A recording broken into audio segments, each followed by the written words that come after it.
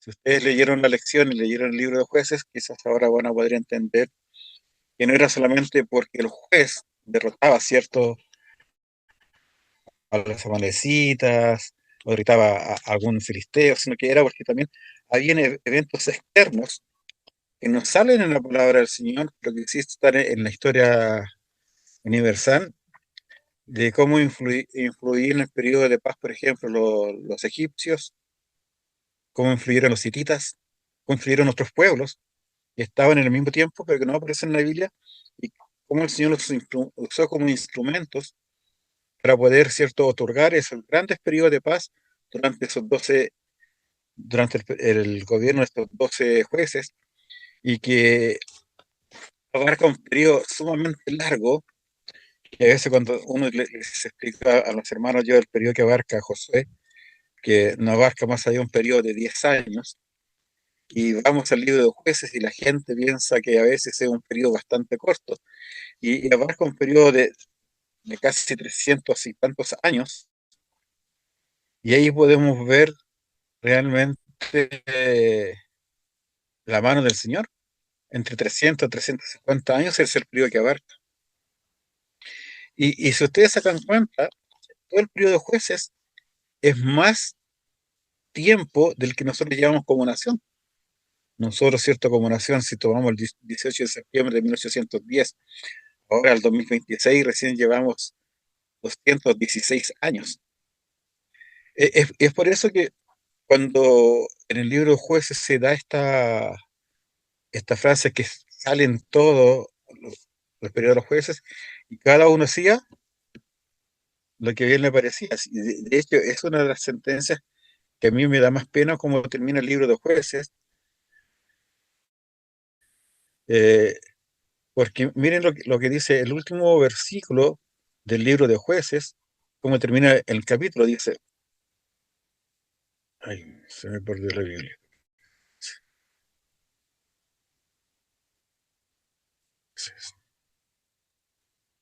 En estos días no había rey Dice, en Israel, en estos días no había rey ni claro. Y termina con qué frase? Cada cada uno uno hacía lo que bien le parecía. hacía lo que bien le parece. Bueno, ese resume el libro de jueces. ¿Qué les parece? Esa sentencia, esa conclusión a la que llega Samuel, que es el que se cree de una forma clara que es el autor del libro de jueces. ¿No Yo, les llama la pastor, atención a ustedes que una nación que dio... ¿Sí? ¿Quién estaba hablando? Yo, Fernando, no, si todavía no me voy a la Hermano pega, si Fernando. estoy haciendo la hora todavía. Yo, pastor, Digan. no, que lo que parece que después de la muerte de Josué, después de la muerte de la gente que conquistó la tierra y entró a la tierra, el pueblo de Israel se desbandó, hizo lo que él quiso. No había un líder en sí que lo pudiera guiar con la palabra del Señor. La promesa que ellos hicieron en seguir al Señor como su único Dios la rechazaron. Se mezclaron con la cultura y los dioses paganos de otros pueblos. Y aún así la fidelidad del Señor siempre estuvo con ellos, porque cuando ellos pedían liberación del Señor, el Señor siempre levantaba un juez o una jueza, en sentido de hora, para liberar al pueblo. Iban bien por un tiempo y después caían y volvían de nuevo la persecución, en los filisteos, el rey Eglón. Y volvía todo de nuevo, hasta que se volvían a arrepentir, volvían a levantar otro juez, estaban un tiempo bien y volvían a caer. Y Ya. hacían lo que ellos Eh, querían. Bueno, algo muy similar a lo que está ocurriendo hoy día con nuestra sociedad y con nuestra sociedad que dice ser cristiana. Pero fíjese que el capítulo 2 de Jueces, en el versículo 1, dice lo siguiente. El ángel de Jehová subió de Gilgal a Boquín y dijo, yo os saqué de Egipto y os introduje en la tierra de la cual había jurado a vuestros padres, diciendo, no invalidaré jamás mi pacto con vosotros. Y aquí viene, con tal que vosotros no hagáis pacto con los moradores de esta tierra, cuyos altares habéis de derribar, mas vosotros no habéis atendido mi voz, Y le pregunta, ¿por qué habéis hecho esto? Bueno, ahí está claramente ya el ángel de Jehová mostrando, ¿cierto? Eh, la débil fe de este pueblo, que este pueblo al final nunca aprendió de mantenerse firme en los pasos del Señor. Si nosotros nos vemos en esta situación, no hay un periodo donde toda la nación alabe e invoque el nombre de Jehová. Después de que murió Josué, se levantó una nueva generación que lo más probable ya no conocía a Josué, ni conocía de los milagros en forma de testigos, ¿cierto? En forma de que ellos hayan vivido las grandes proezas y maravillas que hizo el Señor. Recordemos que los que salieron de Egipto no entraron, salvo los que eran niños en aquel entonces, pero ya conquistaron la tierra prometida. Y aunque no la conquistaron completamente, porque en el capítulo 1, ¿cierto? Nos dice que tenían que ir a conquistar las tierras prometidas, y varios fracasaron en la guerra, porque ya dejaron al Señor de lado. Ahora, todo esto ocurre simplemente especialmente con los tribus de Judá y Simeón, que son los que van a conquistar y van a ser derrotados en diversas ocasiones. De hecho, perdieron Betel, perdieron Jerusalén, perdieron Hebrón, perdieron Debir, en batallas con pueblos que antiguamente ellos lo habían derribado. ¿Pero por qué? Por lo que le dice el Señor Jesús, o sea, Dios, el Padre, que no hagáis pacto con los moradores de esta tierra. Y al parecer se les olvidó el mandato de Dios que dice, yo soy Jehová tu Dios fuerte y celoso, no tendrás dioses ajenos. Y de ahí debemos la de barrio de todo este pueblo, como decía nuestro hermano Fernando, en el resumen que nos hizo, de que este pueblo jamás quiso someterse a la voluntad del Señor. Es lo mismo que hoy día sucede en nuestra sociedad. Y esto a mí me llama siempre la atención cuando leo esa frase y se me viene a la mente la Biblia satánica de Andrew Sandon Levoy. No sé si ustedes alguna vez la han leído, la han tenido en su mano, han buscado. Él también tiene el decálogo de los satanistas de Andrew Sandon Levoy. ¿Saben cuál es el primer mandamiento?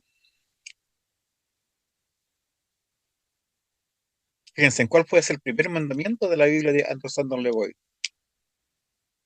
Debe ser lo contrario al primer mandamiento, que dice no tendrás dioses ajenos, entonces debe ser tendrás muchas dioses ajenas, supongo, No, creo yo. no, Amate a ti mismo. tampoco. Haz lo que tú quieras. Haz lo que tú quieras. ¿Quién Ese es fue el, ese? ese es no sé qué fue el que dijo, ¿quién fue? No, yo. Hermano Mauricio. No, yo no fui. Ah, no, no No. fue. Bueno, gracias al hermano que lo dijo. Creo que lo dijo. Fui yo. Ya. Entonces, ese mandamiento, que se fijan que está inmerso en el pueblo de Israel, en los tiempos de los jueces, sigue vigente hoy día. Cada uno hacía lo que quiera, y hoy día ese mandamiento en nuestra sociedad, lo que estamos viendo, cada uno hace lo que quiera. E incluso dentro del ámbito cristiano.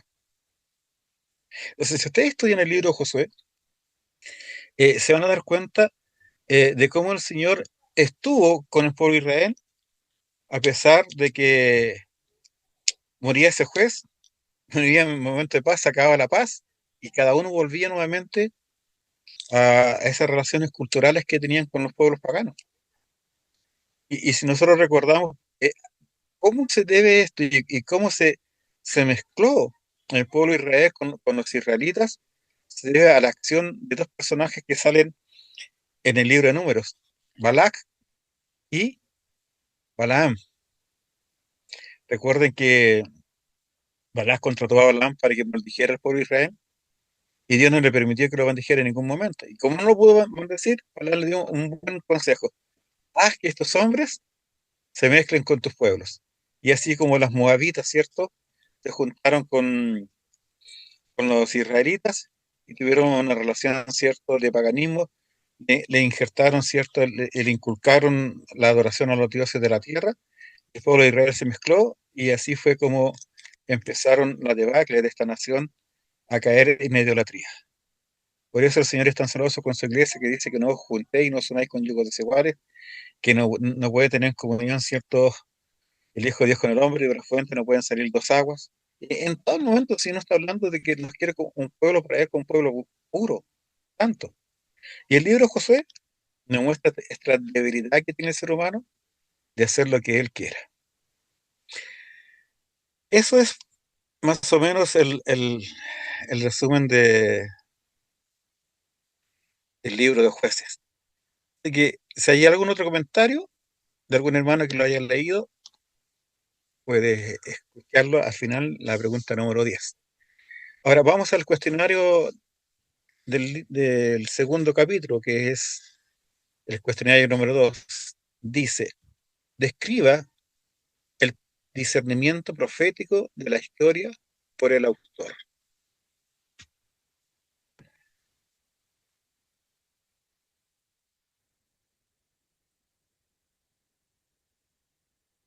Y se escucha, hermanos.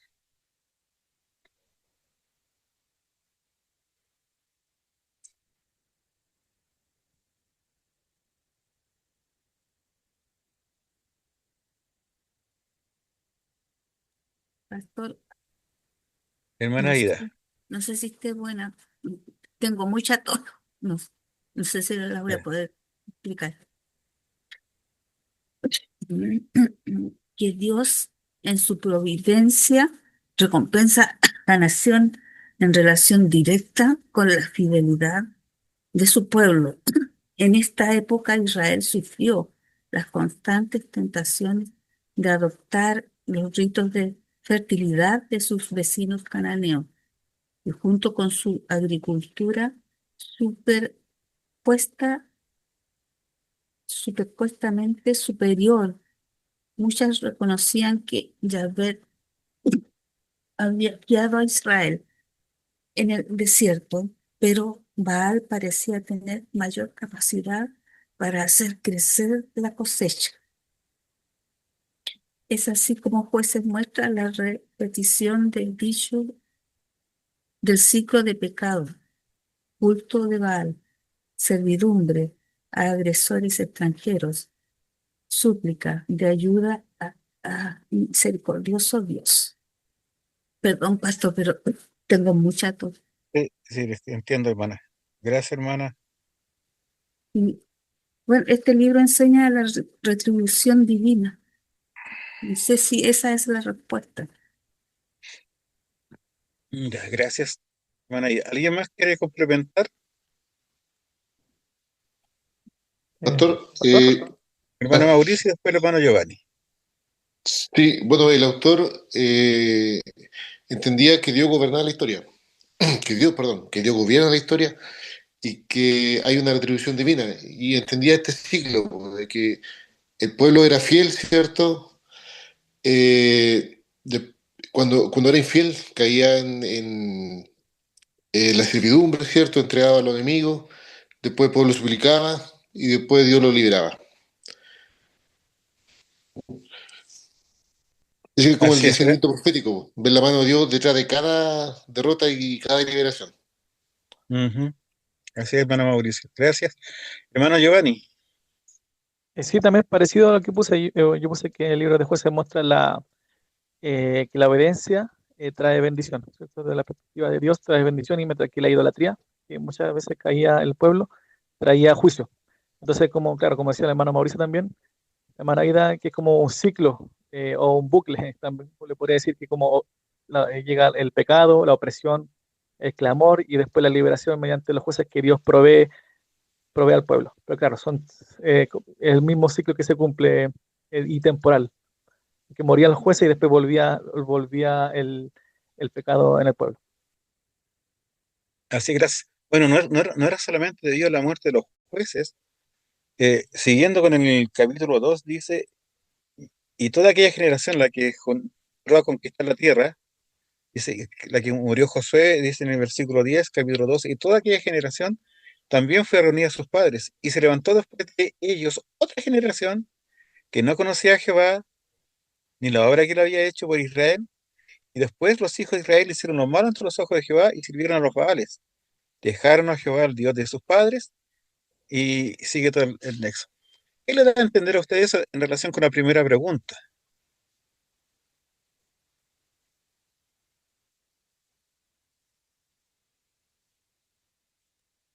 Primero que no hubo una transmisión de lo que el Señor había hecho, porque si no lo conocían, Importantísimo. algo sucedió ahí entre medio. Porque ¿Y había de una quién se generación que no conocía a Jehová ni la obra de lo que había sucedido, cuando se supone que había una transmisión oral de todas las maravillas de Jehová de generación en generación. Debieron haberlo conocido. Ahora, lo que pasa es que el corazón de estos israelitas estaba inclinado, ¿Y por qué ahora está inclinado? porque ese es el corazón humano. Que está infectado por otros pueblos, supongo, pastor, ¿no? Por los, por los pueblos paganos. Un pueblo que dejó de lado la palabra de Dios, como decía Tinko, es uno de los principales motivos.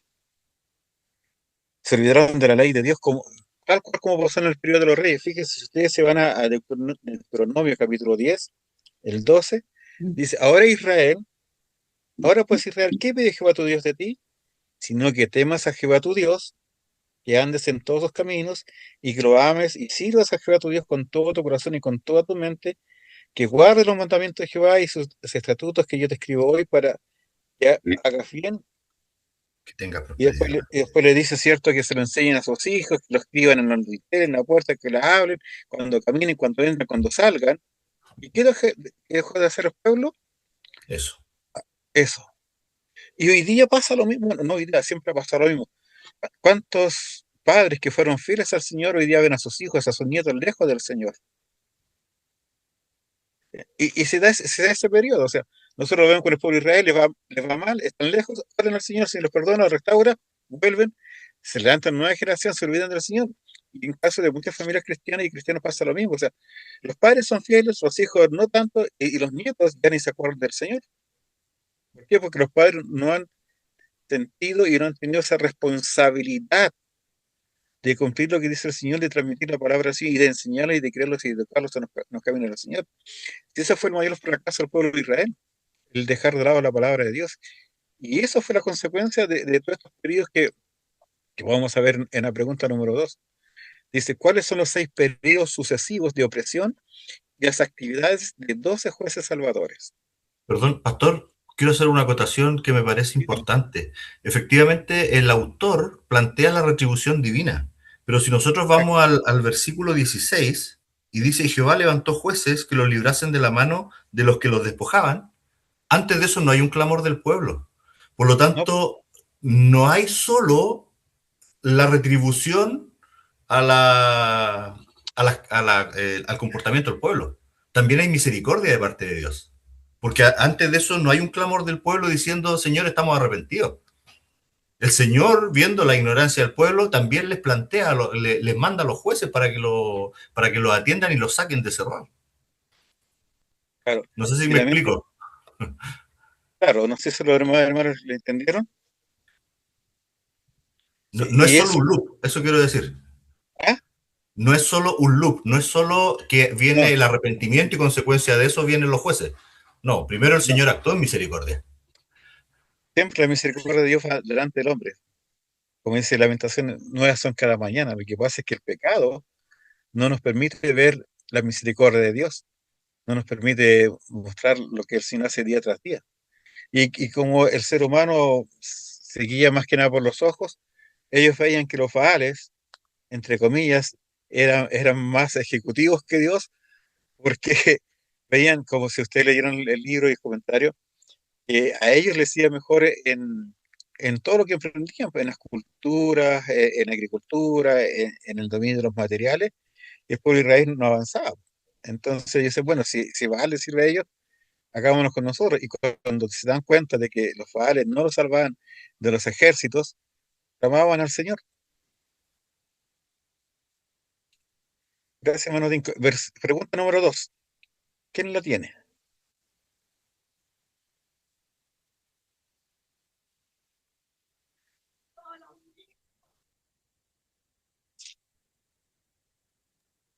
Entonces, los 6 periodos de opresión y los 12 jueces. Tenemos la invasión de Cusán Risataim, perdón, con el libertador Otoniel. La opresión bajo Eglón con Ahod y Samgar de libertadores. La opresión cananea bajo Javín, con Débora y su comandante Barak, el saqueo de los madianitas y amalecitas con Gedeón, el conflicto con Abimelech, rectificado por Tola y por Jair, y la opresión de los amonitas y filisteos con Jefté, Ibsán, Elón, Abdón y Sansón como libertadores. Gracias, hermano. ¿Algún comentario de esto?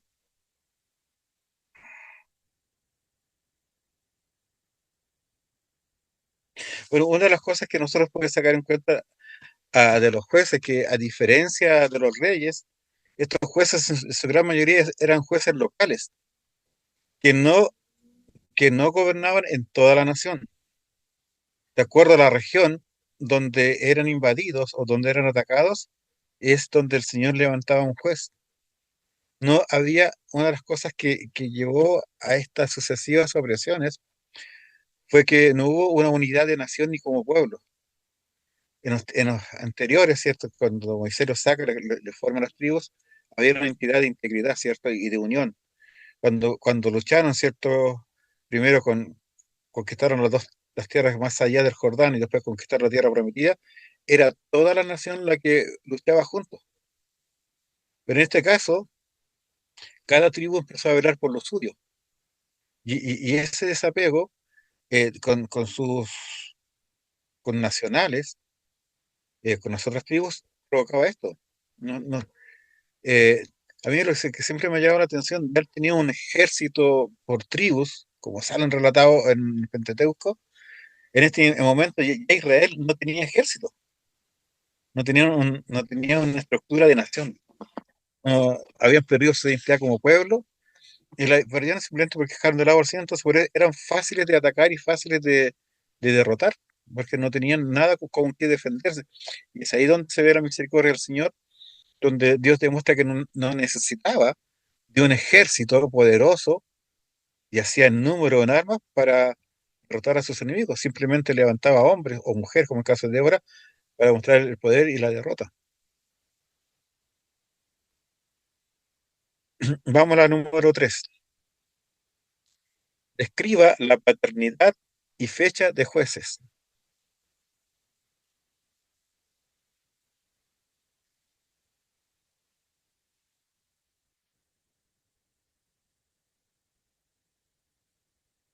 De todos los hermanos que me mandaron sus tareas, ¿quién puede responder? Yo puedo Aparte de los que han responder, respondido ya. Hermano César. aunque no he mandado la tarea. Yo puedo responder.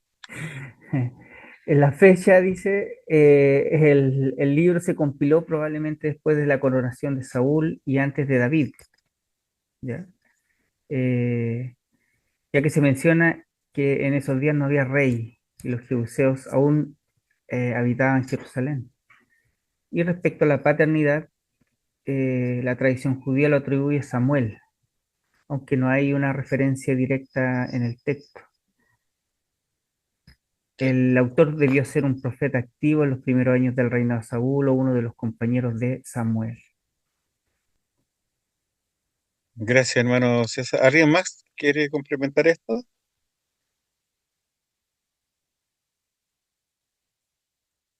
Ahora, a título personal, ¿quién cree ustedes que están de acuerdo que puede ser el escritor del libro de jueces? Yo creo que en su gran mayoría tiene que ser, o sea, puede ser Samuel, pero no es un autor único. Hay más de una mano en el libro. Por lo tanto, claro, el autor principal, así como dice el Talmud, puede ser Samuel, pero hay otros escritores de por medio. Claro. Pero donde hay un gran concierto es que simplemente que fue Samuel. Y en esto pesa mucho la tradición oral del judaísmo, donde ellos en el Talmud babilónico eh, le atribuyen la autoría y la compilación al profeta Samuel. Y recordemos que Samuel es el profeta que está de transición entre el periodo de los jueces y el periodo de los reyes. Por lo tanto, él tiene que haber escrito o participado en la mayor parte del libro, como también como lo fue con el libro de Ruth. Y aunque haya otras fuentes históricas que creen que es una compilación posterior a, a Samuel. Pero en su gran mayoría, de acuerdo a los antecedentes que tenemos en el Talmud babilónico, casi todos coinciden en que fue Samuel, porque se abarca mucho a esa frase y no había rey en Israel y no había rey en Israel. La número 4, describa el fondo histórico del libro de Jueces.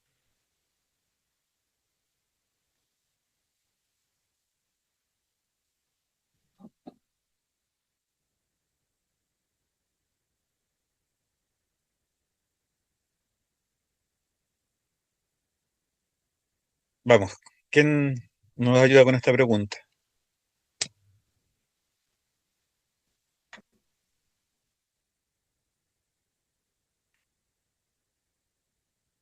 Describa el fondo histórico del libro de Jueces.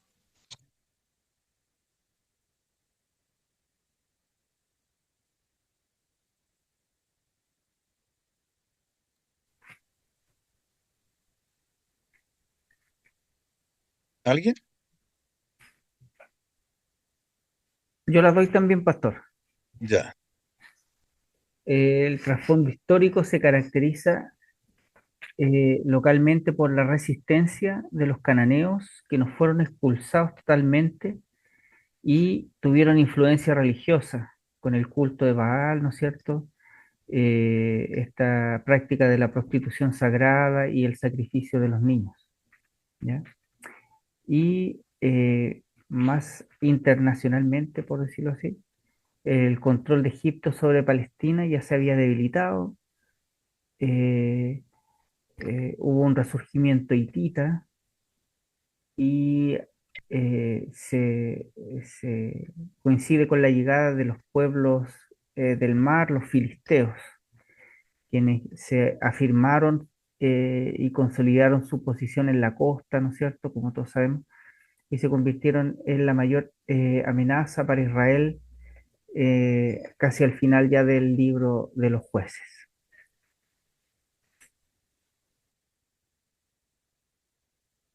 Gracias, hermano César. ¿Alguien más?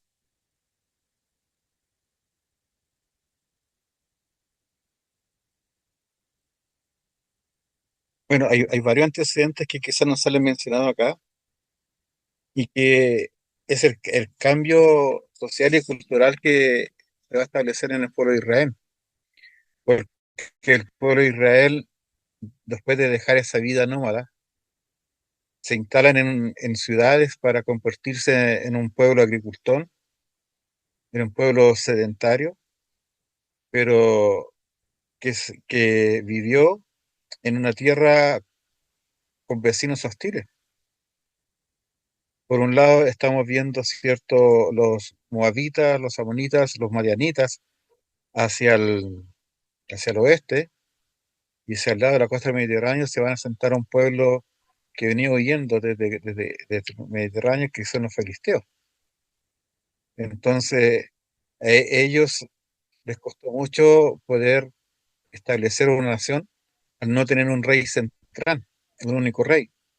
Esa falta de liderazgo es lo que hace que se use esa frase que tantas veces sale, que es cada uno hacía lo que bien le parecía, porque no había una autoridad, ya sea política, en el caso de un rey o un líder religioso. Fíjense que lo que llama la atención, si a usted le llama la atención, es que en ningún momento salen mencionados el sumo sacerdote, los sacerdotes, los levitas, no sale mencionado casi nada del tabernáculo, ni ninguna de esas cosas. O sea, se va mostrando un descuido total de la parte espiritual. Así que cuando estamos hablando este tema del trasfondo, es que el pueblo de Israel simplemente, al no tener un líder, sobre todo religioso, un líder espiritual, van a caer en una crisis moral, y esa crisis moral lleva a una anarquía porque cada uno hacía lo que quería, y eso fragmentó al pueblo de Israel, se perdió la identidad de nación. Y eso es lo que dice el libro de Jueces en todo momento. La muerte de Josué, y eso sumado al ataque de las dinastías de los egipcios, la pelea con los hititas en el norte, Israel, la tierra de Israel queda en medio entre las guerras entre los egipcios y los hititas.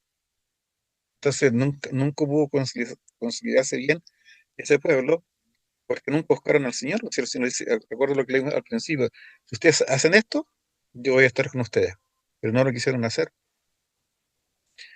Veamos la última pregunta con relación al libro de Jueces. ¿Qué enseñanzas podemos recibir del libro de Jueces?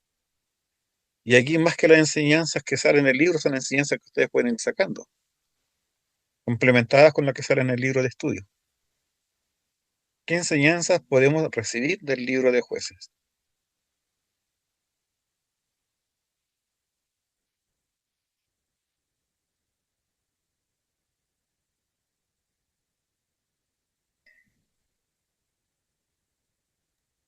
Doctor, Bueno, Ida, bien le rápido. escuchamos. La ira de Dios ante el pecado, la misericordia de Dios ante el arrepentimiento, la depravación total del hombre. Ahí, Gracias. Ahí hay tres. Gracias. Aparte de esas tres que nota el autor del texto que estamos usando como guía, ¿usted habrá sacado otro tipo de enseñanza, alguna conclusión?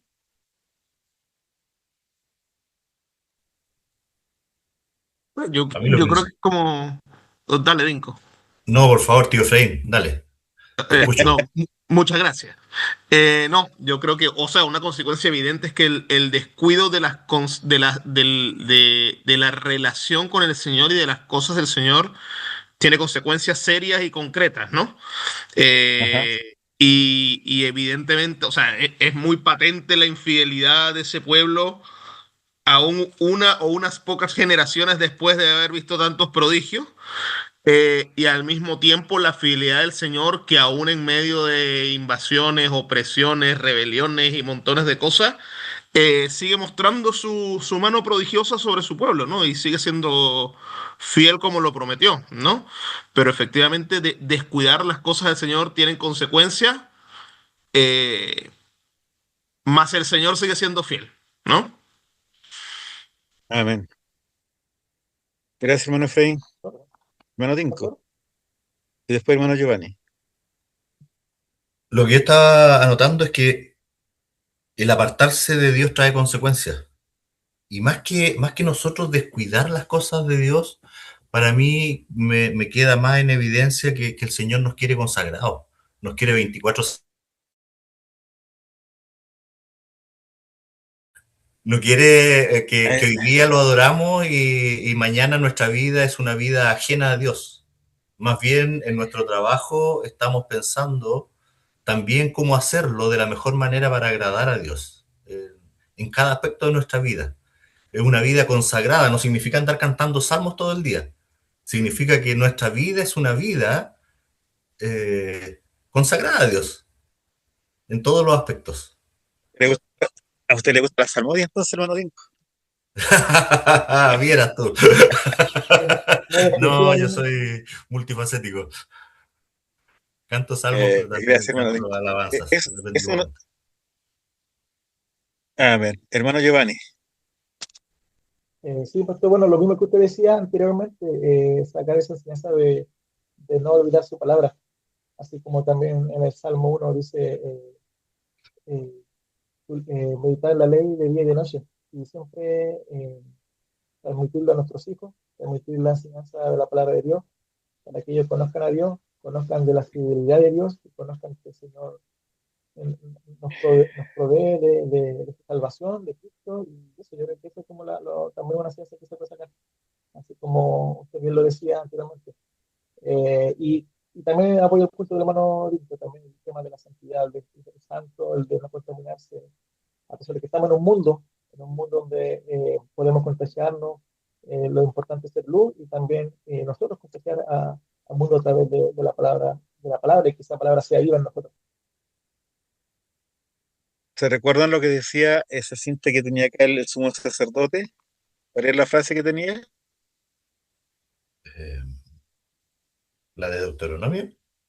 Ajá, cuando en la que usaba el sumo sacerdote acá decía santidad a Diga, Dios. adiós.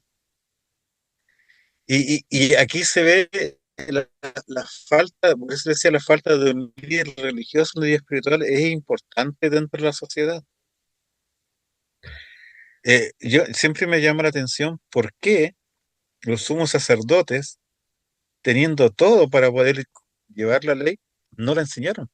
Porque ese pueblo se olvidó de esa máxima que Dios le dijo, la santidad a Dios. Y es lo mismo que Pedro nos dice, o sea, en el no, Pedro, el Señor Jesucristo dice, sed santos porque yo soy santo. Y mientras no tengamos claro que debemos de llevar vida a santidad, vamos a caer en el mismo sistema en que cayeron los israelitas en el periodo de los jueces. Bueno, en toda su historia. Es importante la consagración. Una cosa es ser llamados hijos de Dios, ser hijos de Dios. Una cosa muy diferente es ser consagrados a Dios. Y hoy día, en nuestros días, en nuestras iglesias, muchos hermanos, más que consagrados, están comprometidos, pero con cumplir con las cosas que la iglesia pide. Estar los domingos en los cultos, hacer, hacer la labor que se la ha encargado, pero no hay una consagración al Señor, porque todavía están esas luchas espirituales entre, es que escojo esto o Dios, esto o lo otro.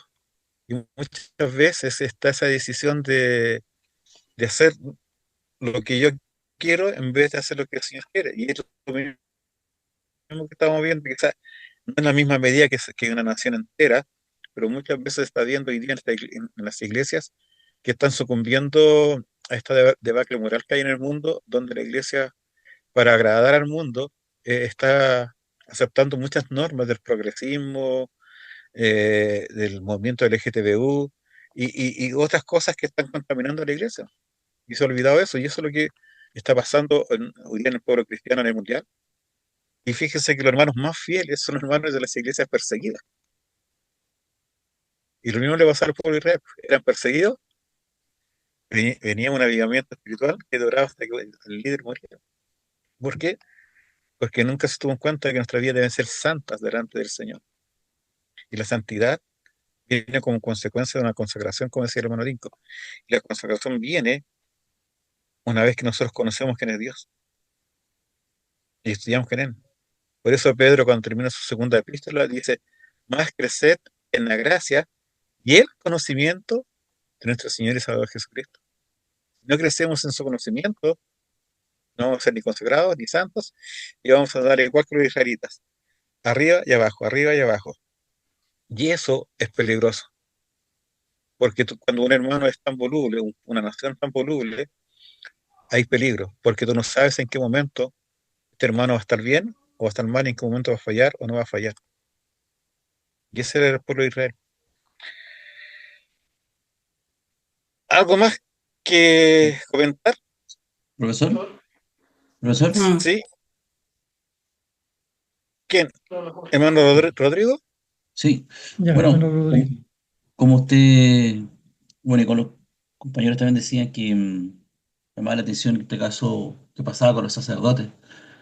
Y claro, se repite la palabra, el concepto y el espíritu de Jehová vino sobre él, en este caso, y levantaba a un juez. Y no venía sobre un sumo sacerdote o sobre un oficial que estaba ahí en el culto del templo, hasta Samuel. Exacto. Si ustedes ven el libro de Samuel, gracias hermano Rodrigo, eh, y ese análisis que se hace en los primeros días sobre el sumo sacerdote y sobre el que estaba ahí, cómo eran los hijos,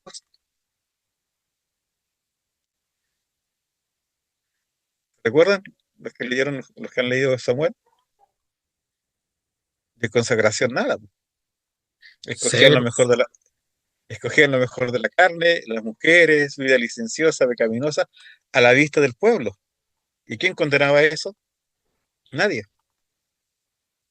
Una corrupción total, por eso la falta de santidad, la falta de consagración. Ese hermano, que está hablando, hermano Rodrigo, había otro hermano que quería hablar. Sí, pastor, hermano Jorge. Menos Jorge. Lo siguiente me llamó la atención, por ejemplo, Gedeón. Gedeón no creo que haya sido tan santificado como decíamos o andaría cantando porque estaba preocupado de las cosechas, preocupado de todo. Pero sí el ángel cuando se le aparece le dice varón valiente y esforzado, pero en ningún momento nos dice que a lo mejor puede haber estado santificado, estar cantando constantemente. Estaba preocupado más de lo terrenal prácticamente. Pero también vemos cómo Dios se fija en personas comunes que también tienen más que seguro dones, talentos y todo, para poderlos utilizar en este caso como Gedeón, que después nos da un tremendo ejemplo. Pero Gedeón también nos muestra que habían dudas de él, que si hablaba era Dios o si no era Dios y le dio pruebas a Dios. Y yo creo que ahora constantemente, Claro. muchas veces nosotros pasamos por lo mismo, a veces yo mismo estoy en ese lapso también, de ver si es Dios o no confiar en Dios. Si Gedeón lo hacía, el pueblo de Israel, yo creo que igual todos esperaban algo especial de Dios. Y nosotros muchas veces también hacemos lo mismo. Pero lo importante es que Dios utiliza personas comunes para poder hacer las obras y muchas veces nosotros nos menospreciamos y nos miramos en menos y en las manos de Dios podemos hacer muchas cosas. Amén. Amén. Mm. Es así. Ah, Eh, ¿Alguien más? Sí, yo, pastor. A Hermana mí Verónica. sí, me llamó la atención de que efectivamente la última parte de la lección, que dice que efectivamente la preservación del pueblo no dependía de sus destrezas. Ellos podrían haber sido extintos, no dependía de su destreza. Ujú. Y eso me llama mucho la atención porque eso ya vislumbraba y se veía, como lo vemos hoy en día también, que la única esperanza que tenemos es Cristo. Amén. Eso. Gracias. Hay una cosa que a mí el libro de jueces siempre me da mucha pena leerlo, sobre todo los últimos capítulos. La debacle moral del pueblo de Israel me hace recordar mucho el tiempo de los de Sodoma y Gomorra, con lo que hacen los jabonitas y esa mujer, y después lo que hace es un sacerdote que la parte, envía a todos los tribus, y casi se extermina una, pueblo, una tribu entera por la falta de temor al Señor, por dejarse llevar por los placeres del mundo. No sé si ustedes, los que han leído el libro de jueces, pensarán eso cuando Israel castiga el ultraje que le hicieron a esta mujer, la esposa de este levita. O sea, ya la decadencia moral era extrema. Imagínense violarla hasta que la matan, a la vista de todo un pueblo que era temeroso del Señor. Ya no había nada del temor del Señor en aquella nación, absolutamente nada. Y ese es el riesgo que corre, y yo lo asemejo cuando antes de la reforma de Lutero y Calvino, la Iglesia Católica estaba verdaderamente perdida. Era una inmoralidad tremenda, cada uno hacía lo que quería en el nombre del Señor. Y ese es el riesgo que corre el ser humano, que conoce al Señor y se aparta del Señor y hace lo que quiera. Y eso es lo que Satanás quiere, que el ser humano haga lo que él quiera, no lo que Dios quiera. Es triste cómo termina el libro, realmente. Para mí es muy doloroso leer esa parte. Ahora sí pasamos a la... Vamos a pasar un poquito de los minutos. Tenemos 5 minutos para hacer el libro de Ruth. Vamos a la pregunta número 6. ¿Cuál es la estructura del libro de Ruth? Pastor, Sí, hermano Giovanni. ya. Iba a darla. Dice, bueno, el autor no se sabe con certeza quién escribió el libro de Ruth. En la tradición judía lo atribuye a Samuel, pero la Biblia no lo dice explícitamente. Sobre la fecha dice los acontecimientos ocurrieron después de la época de los jueces, pero el libro fue escrito después. Probablemente fue redactado poco después de que David llegara a ser rey, alrededor de los Ujú. años 1000 o 900 a.C. Y el propósito, bueno, yo le puse algunos, no solamente uno.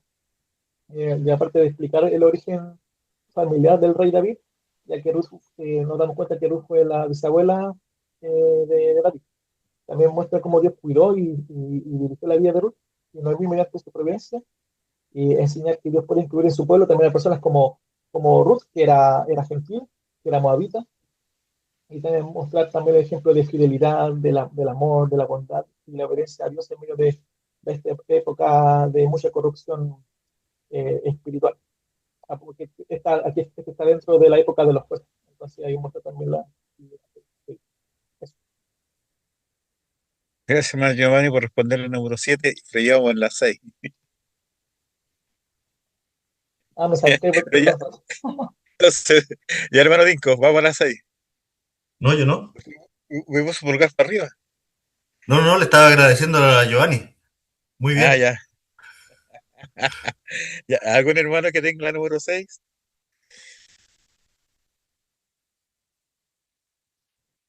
Pastor, yo tengo que la estructura es el Gracias, capítulo hermano 1, Mauricio. ¿cierto?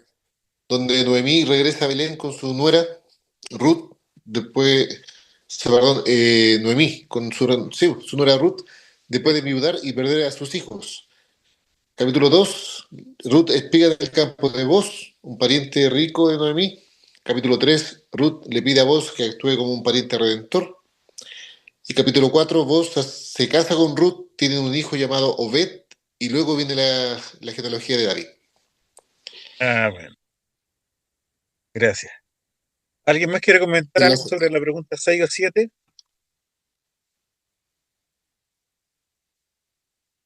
Sí, yo, pastor, podría hacer un comentario. Y un gusto Sí, hermano conocerlo. David. Hoy día, la clase anterior estuve solamente escuchando la clase y hoy día pude Ya. participar. Es súper interesante lo que pasa con Ruth porque veníamos de ver una decadencia moral en el pueblo de Israel, en sus 12 tribus. Entonces cualquiera podría pensar, no, pero Dios va a levantar a otro Salvador nuevamente para restablecer el orden en Israel y no, levanta a Ruth o incorpora a Ruth. Es como un bofetazo a este nacionalismo obsesivo de los judíos, de los israelitas, por creer que en ellos solamente estaba destinado el plan de salvación. Y ahí justo en el tiempo de los jueces aparece esta figura de Ruth.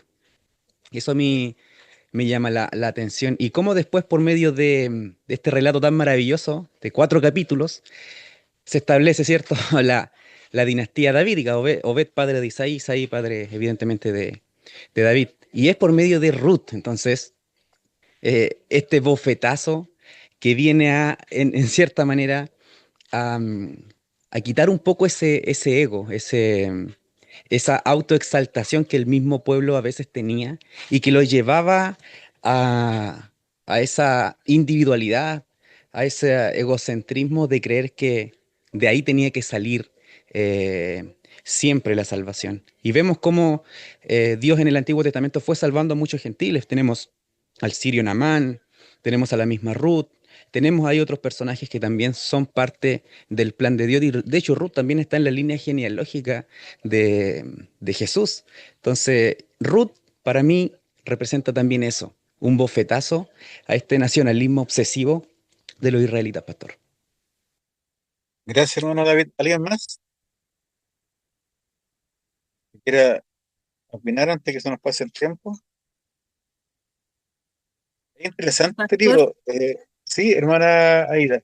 pastor, lo que decía el hermano, hay otra mujer que también está en la genealogía de Jesucristo, que es Rahab la Eh, ramera, la sí, era filistea. verdad. Sí. No, Ninivita. O sea, Ninivita. Ay, de Jericó. Pero es interesante cómo el Señor incluye a mujeres cuando la cultura era tan paternalista, ¿cierto? Y cuando yo estaba pensando justamente en Raab la ramera, cuando el Señor la incluye. Pero de aquí vemos acá que el Señor siempre tuvo en sus planes que la salvación no era exclusiva del pueblo de Israel. La salvación incluía a todas las naciones. Y con esta inclusión de Ruth, se abre un gran cuestionamiento a la cultura hebrea, porque los hebreos, como les había dicho anteriormente, no habían prohibido tener cualquier tipo de relación o de unión con los moabitas y los amonitas. ustedes saben que los amonitas, los moabitas, eran los descendientes de Lot. Y Lot, que lo que era de Abraham, era su sobrino. Estaban emparentados. Entonces, después de esa bajeza de la tribu o sea, de Balak, los israelitas siempre vieron como enemigos a los moabitas. Pero como el Señor, a pesar de esa enemistad política, religiosa, inserta a una mujer. Y cómo se ve el Señor el cuidado y lo guía. Porque podría haber sido el otro familiar y no vos. Pero el Señor tiene todo de una forma tan maravillosamente ordenada en su soberanía que todo ocurre tal cual como Él lo ha establecido. Entonces, el libro de Ruth, a pesar de que es un libro de amor que a las mujeres les encanta, eh, tiene muchas enseñanzas para nosotros. Vemos el amor de Dios para todo el mundo, el cuidado, la protección de Dios. Lo que nunca nos ha explicado por qué el Señor permitió, no lo sabemos, pero sí sabemos que está en sus planes. Incluir a un pueblo que era enemigo a un ciudadano de un pueblo que era enemigo. No era un pueblo amigo, a pesar de que eran familiares, eran pueblos que se odiaban. La número 8. ¿Qué aporte, qué aporte a la teología encontramos en el libro de Ruth? Ya lo hemos analizado, ¿cierto? ¿Pero alguien más quiere opinar?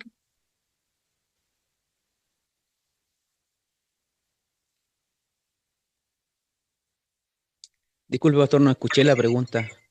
Creo que... La número, ¿qué aporte a la teología encontramos en el libro de Ruth?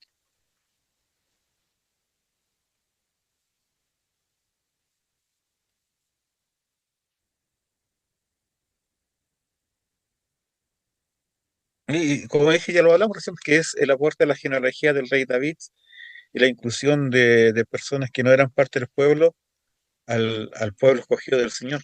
Como hoy día es la iglesia ya no es solamente de una nación, sino que la iglesia está incluida de todas las naciones de todo el mundo. Por eso estamos viendo cómo el Señor siempre, a pesar de que escogió un pueblo, ese pueblo siempre fueron incorporándose diversos personajes que van a tener un lugar importante, por ejemplo, el caso de Rahab y de Ruth en la genealogía del Señor Jesucristo. Es interesante, que no es una cepa, como digamos, 100% judía. Veamos ahora la pregunta número 10. Dice, lea el libro de Jueces y Ruth. ¿Qué le llamó más la atención?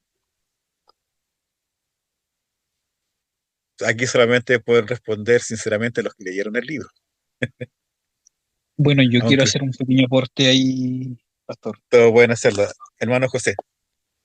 Bueno, para mí lo principal en el libro de Jueces, lo más llamativo para mí fue ver lo malo que puede ser el ser humano lejos de los mandatos de Dios.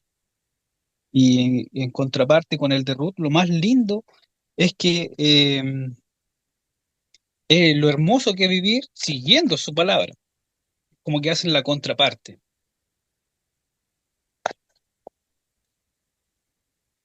Amén.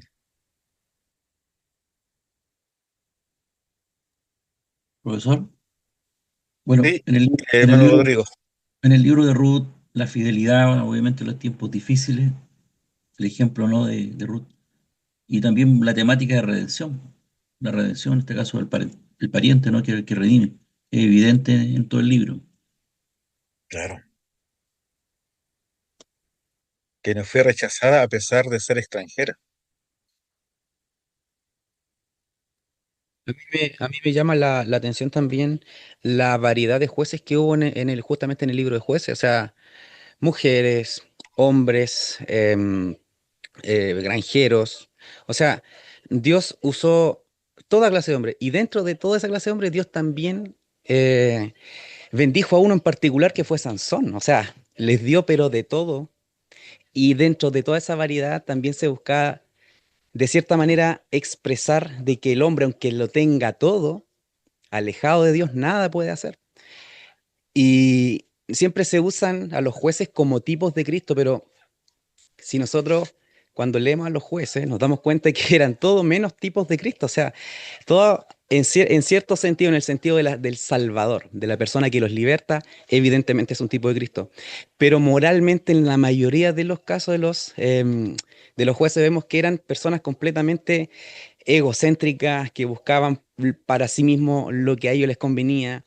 El caso de Sansón es un caso, pero brutal de desobediencia. Vemos a Sansón que tenía que cumplir solamente 3 leyes, ninguna de las 3 las cumplió. El voto nazareno, a Sansón no le importó nada. Tocaba a los muertos, se vestía con ropa de muertos, vivía cerca de las viñas, le reveló el secreto de su cabello a una mujer. Vemos una mujer gentil, en este caso una filistea.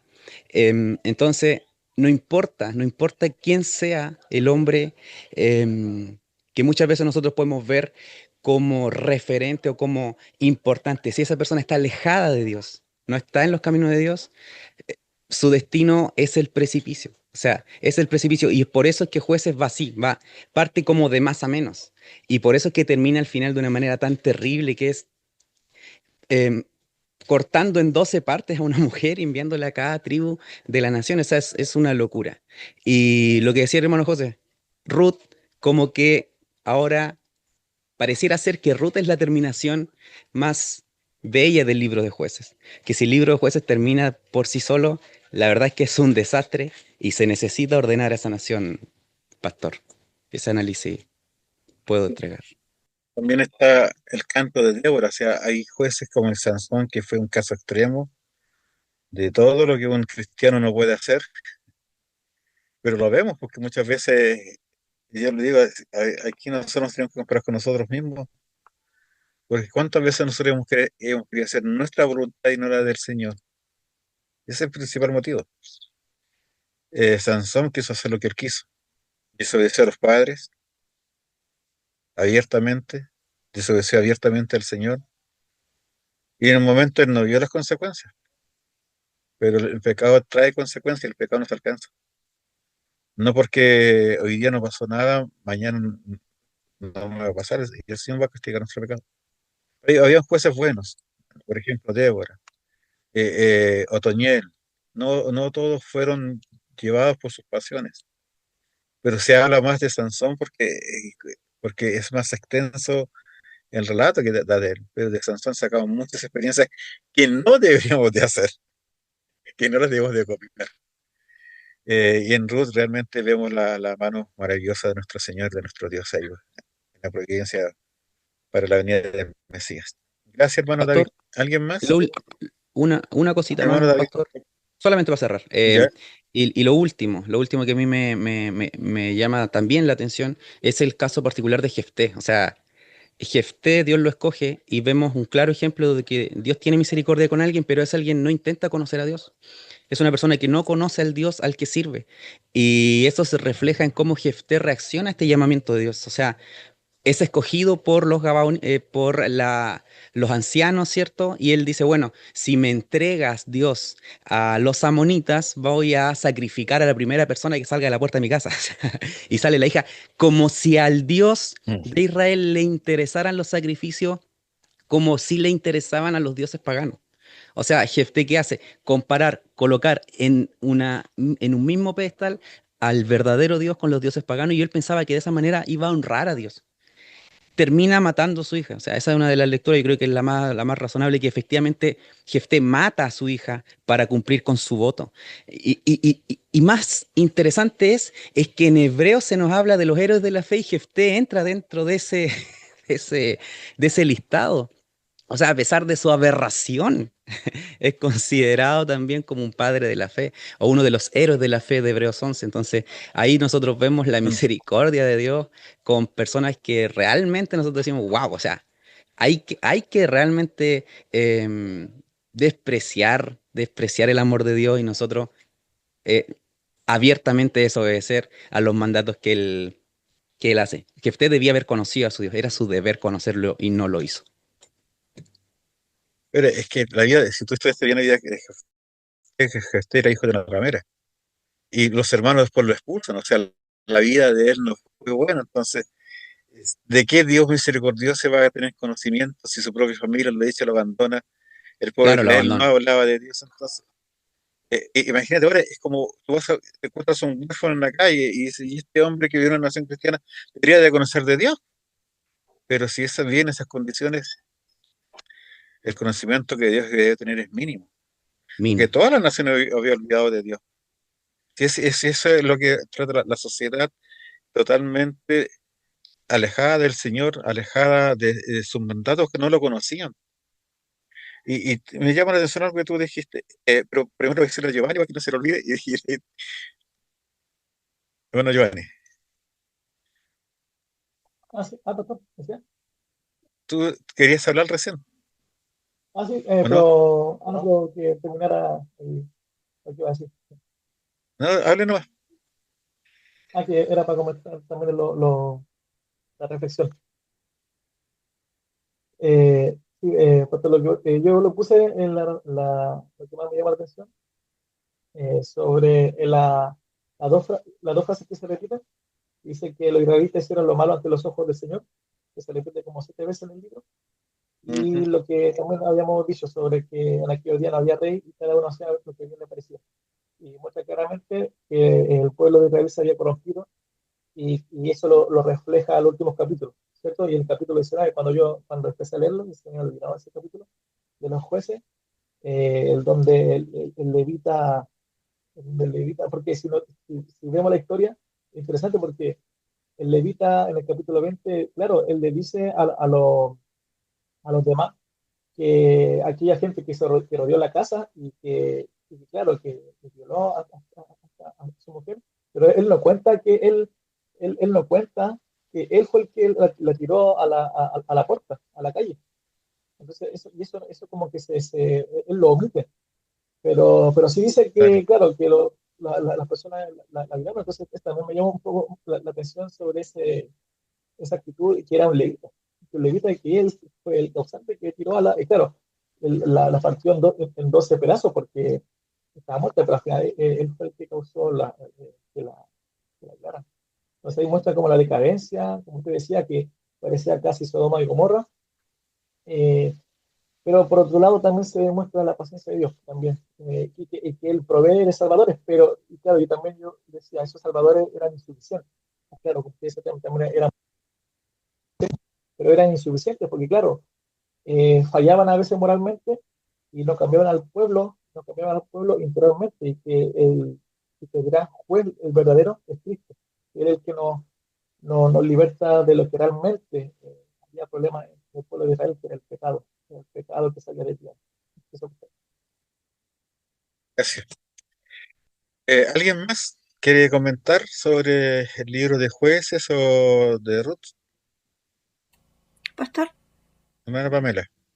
sí, yo es algo súper cortito del libro de Ruth, donde a mí me quedó una frase que dice, donde tú mueras, yo moriré, que es la declaración de lealtad que en Ruth le hace a su suegra, ¿cierto? En donde ella no tenía ninguna obligación de quedarse con ella, pero ella eligió el amor y la felicidad ahí con su suegra.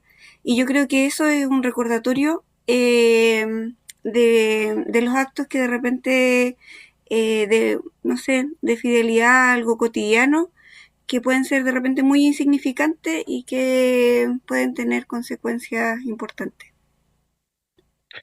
Gracias, es muy bonita frase, tu Dios será mi Dios. Mm, sí. Buen pensamiento para nosotros. O sea, que otra gente piense, actúe como Ruth, ¿cierto? Que nuestro Dios sea el Dios de ella. Pero yo siempre esa frase me llama la atención, y ¿sabes lo que yo pienso? Que lo que hizo cambiar a Noemí y a Ruth, es el testimonio de Noemí.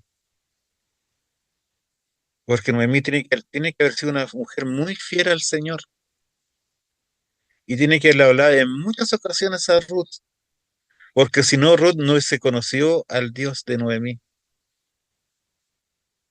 Que es el contraste con el libro de jueces.